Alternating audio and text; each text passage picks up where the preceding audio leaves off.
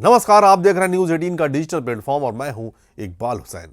आज हम बात करेंगे जम्मू कश्मीर की राजनीति के सबसे हॉट टॉपिक पर, उमर अब्दुल्ला और रोहिल्ला के बीच चल रहे तनाव की। ये दोनों नेशनल कॉन्फ्रेंस पार्टी के ही लीडर हैं, लेकिन आजकल उनकी बातें ऐसी चल रही हैं जैसे परिवार में बड़ा झगड़ा हो गया हो।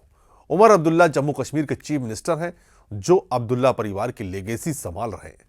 दूसरी तरफ आगा रोहिल्ला श्रीनगर के युवा लोकसभा सांसद हैं, जो कश्मीर के यूथ और स्टूडेंट्स की आवाज बन चुके हैं। पार्टी के वादे आर्टिकल 370 की बहाली, स्टेटहुड रिजर्वेशन पॉलिसी और जेल में बंद यूथ की रिहाई उनके एजेंडे में शीर्ष पर है। 27 अक्टूबर 2025 को यह तनाव चरम पर पहुंच गया। उमर ने प्रेस कॉन्फ्रेंस में रोहिल्ला पर तीखा हमला बोला। रोहिल्ला ने जवाब में कहा कि कश्मीर अस्तित्व के संकट से गुजर रहा है, यह पर्सनल वार का समय नहीं। ट्विटर पर हंगामा मच गया और बड़गाम बाई इलेक्शन में भी इसका असर दिख रहा है। आज हम इसी पर पूरी कहानी बताएंगे कि किसने क्या बोला, क्यों बोला और आगे क्या होगा। तो चलिए शुरू करते हैं। यह झगड़ा अचानक नहीं भड़का। 2024 के विधानसभा चुनाव में नेशनल कॉन्फ्रेंस ने वादा किया था कि आर्टिकल 370 वापस लाना है, जम्मू कश्मीर को फिर से स्टेट बनाना, जॉब्स में फेयर रिजर्वेशन और 2019 के बाद जेल में बंद युवाओं को रिहा करना। लोग वोट देकर उम्मीद बांधे थे, सरकार बनी, उमर अब्दुल्ला चीफ मिनिस्टर बने, लेकिन एक साल बाद भी स्टेटहुड पर कोई प्रोग्रेस नहीं। रिजर्वेशन पॉलिसी पर स्टूडेंट सड़कों पर उतरे। ओपन मेरिट वाले युवा कह रहे हैं कि हमारे राइट्स छीन लिए गए। रोहिल्ला ने इन प्रोटेस्ट को लीड किया। जनवरी 2025 में उन्होंने उमर के घर के बाहर धरना दिया था। फिर आया राज्यसभा चुनाव का मुद्दा। 25 अक्टूबर को वोटिंग हुई। उमर ने कहा कि कुछ विधायकों ने क्रॉस वोटिंग की, बीजेपी को मदद की, लेकिन नाम नहीं लिए। इस पर रोहिल्ला ने कहा कि नाम लो, ये जनता का मैटर है, चुप्पी से शक बढ़ेगा। 20 अक्टूबर को बड़गाम बाई इलेक्शन का ऐलान हुआ। उमर ने आगा सैयद महमूद को टिकट दिया। रोहिल्ला ने कैंपेन करने से मना कर दिया, कहा वादे पूरे नहीं हुए, अब क्यों लूं। आगा सैयद मुंतजिर, जो कि पीडीपी ने उनको टिकट दिया है, मुंतजिर 2024 में उमर से हार चुके हैं, लेकिन अब डिसअपॉइंटेड वोटर्स को टारगेट कर रहे हैं। 26 अक्टूबर को रोहिल्ला ने कहा कि उमर ने स्टेटहुड की फाइट को भूलकर बीजेपी से दोस्ती कर ली। शॉल और गुलदस्ता देकर क्या हो गया, ये सब ने पार्टी में दरार डाल दी। और फिर 27 अक्टूबर को धमाका हो गया। श्रीनगर में उमर अब्दुल्ला ने प्रेस कॉन्फ्रेंस की। पत्रकारों ने रोहिल्ला के बयानों पर सवाल किए। उमर ने गुस्से में कहा कि मियां अल्ताफ और रोहिल्ला में जमीन आसमान का फर्क है। मियां साहब सीनियर हैं, उनकी सलाह सुनता हूं, वो सोच समझ कर बोलते हैं, जैसे मेरे पिता। रोहिल्ला के बारे में क्या बात करूं, वो अलग लेवल के हैं, उन्हें एक ही प्लेटफॉर्म पर मत लाओ। ये बयान वायरल हो गया। उमर ने भी कहा कि स्टेटहुड की उम्मीदें हर दिन कम हो रही हैं, लेकिन गवर्नेंस पर फोकस है। उन्होंने जेल में बंद आप विधायक मेराज मलिक की पीएसए डिटेंशन पर सवाल उठाए, कहा यह गलत है, बीजेपी ने उन्हें पोस्टर बॉय बनाया था, लेकिन रोहिल्ला पर उनका अटैक पर्सनल लग रहा था। उमर ने बड़गाम बाई इलेक्शन पर कहा कि कैंपेन के लिए लोगों की कमी नहीं है, किसी को जबरदस्ती नहीं थोपेंगे। ये सीधा रोहिल्ला पर इशारा था, जो कैंपेन से दूर है। पीडीपी की तरफ से महबूबा मुफ्ती ने भी कहा कि उमर ने बड़गाम को धोखा दिया, ज्यादा वोट यहां से मिले, फिर छोड़ दिया, अब अल्टरनेटिव चुनो। इस प्रेस कॉन्फ्रेंस ने पार्टी के अंदरूनी सर्कल में हलचल मचा दी। कुछ एमएलए जैसे सलमान अली सागर ने उमर का बचाव किया, कहा कि पार्टी यूनिटी सबसे जरूरी है, बिना एकजुट हुए कुछ नहीं हो सकता। लेकिन यूथ और स्टूडेंट्स रोहिल्ला के साथ खड़े हैं। ओपन मेरिट स्टूडेंट्स ने रोहिल्ला को लेटर लिखा, प्रॉमिस पूरे करो, रिजर्वेशन इशू सॉल्व करो। उमर के बयान के कुछ घंटों के बाद रोहिल्ला ने जवाब दिया। उन्होंने कहा यह पर्सनल वॉर का समय नहीं, कश्मीर अस्तित्व के क्राइसिस से गुजर रहा है। उमर ने लोगों की फाइट को पर्सनल ईगो बना दिया, जेल में बंद यूथ को भुला दिया। आर्टिकल 370 की लड़ाई शॉल और गुलदस्ते के बदले बेच दी। रोहिल्ला ने जोर देकर कहा कि मेरा नाम महत्वपूर्ण नहीं है, कश्मीर की गरिमा की बात करो। अगर ईगो इशू बनाना है तो लड़ लूंगा, लेकिन पहले लोगों का दर्द देखो। मैं कोई पर्सन नहीं, कश्मीर की आवाज हूं। उन्होंने रिजर्वेशन प्रोटेस्ट पर कहा कि उमर का बयान शॉकिंग था। उन्होंने कहा कि लोगों से नहीं डरूंगा, लेकिन ये वही लोग हैं जिन्होंने वोट दिया। रोहल्ला ने राज्यसभा क्रॉस वोटिंग पर भी सवाल उठाया कि उमर नाम क्यों नहीं ले रहे, ये जनता का बैटरल है। उन्होंने पार्टी को चेतावनी दी कि इंट्रोस्पेक्ट करो।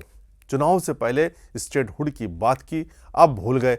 बारामूला में उमर की हार इसका सबूत है। मियां अल्ताफ ने भी रोहल्ला का साथ दिया, कहा उमर को गवर्नेंस पर फोकस करना चाहिए। स्मार्ट मीटर जैसे मुद्दों पर सोच समझकर बोलो। राजनीतिक इश्यूज पर कोई प्रोग्रेस नहीं हुई, ये देखकर पार्टी में टेंशन बढ़ गई। ट्विटर पर तो तूफान आ गया। ये सोशल मीडिया वार ने विवाद को और भड़का दिया। अब बात बड़गाम बाई इलेक्शन की, जो 11 नवंबर को है। ये उमर सरकार का पहला बड़ा टेस्ट है। सीट उमर ने छोड़ी, गांधरबल रखी। एनसी ने आगा सैयद महमूद को टिकट दिया। पीडीपी ने आगा सैयद मुंतजिर को, जो रोहल्ला के कजिन है। बीजेपी ने आगा सैयद मोहसिन को दिया। तीनों आगा फैमिली से हैं, लेकिन पॉलिटिक्स ने बांट दिया। रोहल्ला की चुप्पी एनसी के लिए बड़ा खतरा है। वो कैंपेन नहीं कर रहे। कहा रिजर्वेशन रिपोर्ट पहले रिलीज करो। पीडीपी के मुंतजिर कह रहे हैं कि उमर ने बड़गाम को धोखा दिया, ज्यादा वोट यहां से मिले फिर छोड़ दिया। स्टूडेंट्स और यूथ रोहल्ला के साथ हैं। एक ग्रुप ने लेटर लिखा कि प्रॉमिस पूरे करो वरना वोट नहीं। उमर ने कहा कि कैंपेनर्स की कमी नहीं, लेकिन इनसाइडर्स कहते हैं कि रोहल्ला के बिना शिया वोटर्स डिवाइड हो सकते हैं। बड़गाम शिया मेजॉरिटी वाला इलाका है। अगर एनसी हारी तो सरकार कमजोर पड़ेगी, लेकिन यह विवाद को रिफॉर्म करने का मौका भी दे सकता है। एनसी में जनरेशन गैप और प्रायोरिटी का क्लैश है। रोहल्ला का रेडिकल कश्मीर की आइडेंटिटी है, यूथ राइट्स है, जिसके असर पार्टी यूनिटी खतरे में डाल सकता है। बाई इलेक्शन में हार सकती है। कश्मीर में डिसअपॉइंटमेंट बढ़ेगा, लेकिन अगर दोनों मिले तो मजबूत आवाज बन सकती है। क्या लगता है, कौन सही है? कमेंट्स में जरूर बताएं। जय हिंद। ये बदकिस्मती है कि वो इसे पर्सनल बना रहे हैं। अगर उन्हें पर्सनल बनाना है तो ठीक है, मैं तैयार हूं उस चीज के लिए, मगर पहले मुझे इन बातों का जवाब दे। पर्सनल लड़ाई बाद में लड़ेंगे, यहाँ पे फुर्सत नहीं है पर्सनल लड़ाई लड़ने के लिए। ये कश्मीर जो है इस वक्त एग्जिस्टेंशियल क्राइसिस से लड़ रहा है। हमारे इतने बड़े मामलात हैं जो किसी के पर्सनल ईगो से बहुत बड़े हैं। हमारे हजारों नौजवान जेलों में बंद है। उनका एड्रेस उन्हें पता है, उनके बारे में क्या किया अभी तक उस बारे में कुछ पता है? रोहल्ला कोई जात नहीं है, मेरी कोई अहमियत नहीं है। उन हजारों नौजवानों का एड्रेस उन्हें पता है जो जेल में अभी भी है विदाउट ट्रायल्स। 370 की लड़ाई हमारे वजूद की लड़ाई नेशनल कॉन्फ्रेंस का प्रॉमिस है।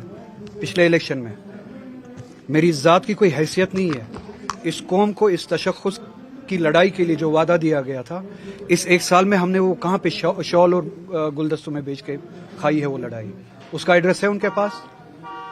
2024 में ये वादा किया गया कि 5 साल में हम 1 लाख नौकरियां देंगे। वो एड्रेसेस क्या मुझे कोई दे सकता है कि जो 20,000 नौकरियां पिछले 1 साल में लगी है?